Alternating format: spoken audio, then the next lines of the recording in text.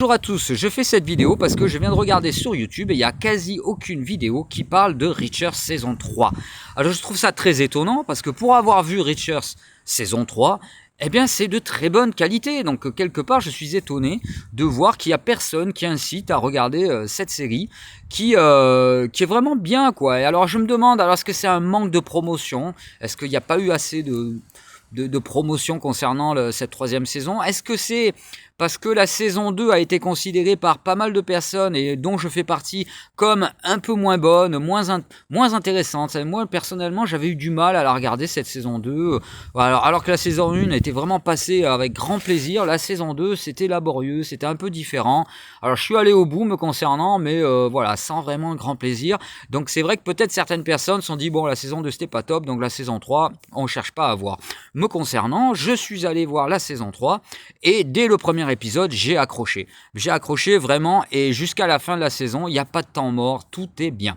Alors, bon, Reacher, pour ceux qui connaissent, vous savez que c'est une série d'action, hein. Vous avez de la bagarre, alors c'est de la bagarre assez crue, assez dure, c'est de l'action, c'est de l'enquête policière, voilà. Donc, si ceux qui connaissent pas Reachers, mais qui aiment les films d'action, de tout ce que je viens de dire, il n'y a aucun problème, vous pouvez foncer. Ceux qui ont vu Reachers, qui ont aimé la saison 1 et 2, bah, jetez-vous sur la 3, il n'y a aucune raison de passer à côté. Et ceux qui ont aimé la saison 1 et moins la saison 2, comme c'était le cas pour moi, la saison 3, normalement, devrait vous plaire sans aucun souci. Donc on retrouve, alors pourquoi cette saison 3 est réussie? Alors comme je disais, il n'y a aucun temps mort. Moi, les épisodes, je les ai enchaînés les uns après les autres. Il n'y a aucun moment où on se dit ça traîne. Il n'y a aucun moment où on se dit bof, qu'est-ce que ça vient faire là? Non, tout s'enchaîne très bien. Il y a de l'action, il y a de l'enquête. Contrairement à la saison 2, je pense que ce qui avait un peu pêché la saison 2, c'est qu'il y avait tout un groupe, et il y avait moins de moments où Richard était un peu seul, où on le retrouvait, ce personnage assez rustre, assez dur au niveau de la bagarre. Là, on retrouve vraiment le Reachers de la saison 1. Voilà, il y a vraiment, il y a de la tension, il y a des moments de tension, il y a des enjeux. Autre chose positive dans cette saison, c'est que le début de la saison est vraiment surprenant. C'est-à-dire que dès le début, dès le premier épisode, il se passe quelque chose. On se dit tiens, c'est étonnant, qu'est-ce qui se passe? Mais du coup, on a envie d'en savoir plus. Et du coup, quand on comprend mieux au bout d'un moment ce qui se passe, eh ben, les révélations passent très bien, et on est pris dans cette histoire, et on a envie de, comme je disais précédemment, on enchaîne les épisodes. Il y a vraiment aucun temps mort.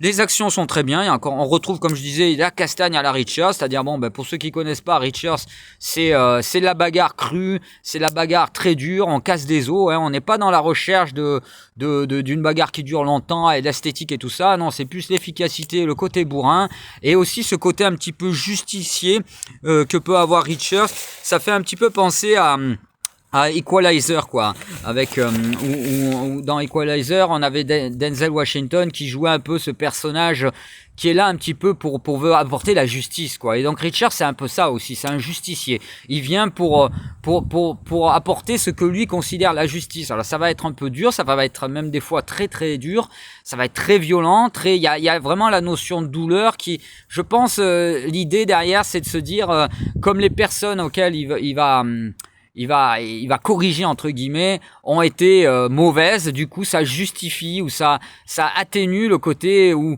ça explique pourquoi lui va faire preuve parfois d'une très grande violence. Et donc, il y a cette notion de souffrance un petit peu. Tu as été mauvais, je vais te faire souffrir, qu'on avait un peu dans Equalizer et qu'on retrouve dans Reachers, et qu'on retrouve dans cette saison 3. Hein. Il y a aucun, à ce niveau-là, il n'y a pas de déception.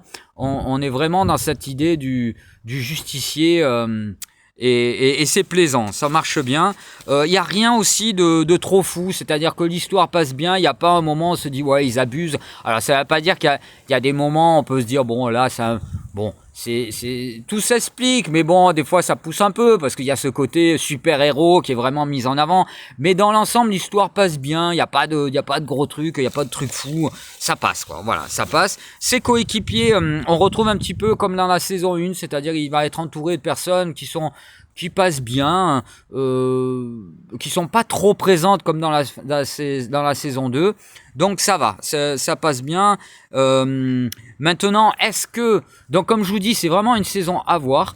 Moi, quand j'ai fini de voir la saison 3, je me suis dit, ouais, c'est la meilleure saison et tout. J'étais vraiment à fond. Et en fait, pour répondre à la question, j'ai quand même regardé à nouveau la saison 1. Et me concernant, je préfère la saison 1. Je préfère la saison 1. Je trouve qu'il y a plus d'action, vraiment. Il y a plus de bagarres impressionnantes dans la saison 1. Et je préfère les coéquipiers qu'il a dans la saison 1. Que ce soit Oscar Finlay. Moi, j'adore ce personnage, le chef détective que je trouve vraiment génial. Et puis moi, je regarde aussi en VO. Et je trouve qu'il avait une voix et tout. C'était top.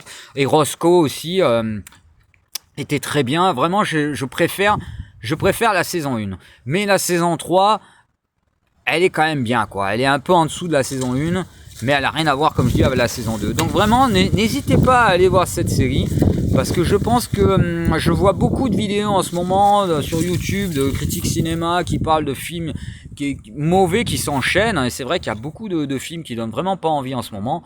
Et à la limite, ok, c'est pas grave. Là, la saison 3 de Richers est là et elle vous attend, quoi. Voilà, écoutez, n'hésitez pas à mettre dans les commentaires si vous avez vu la saison 3 ou si je vous ai donné envie de la voir. Si, comme moi, vous considérez que la saison 3 est bien, mais que la saison 1 reste quand même la meilleure, dites-moi, partagez-moi vos avis. Merci et à bientôt.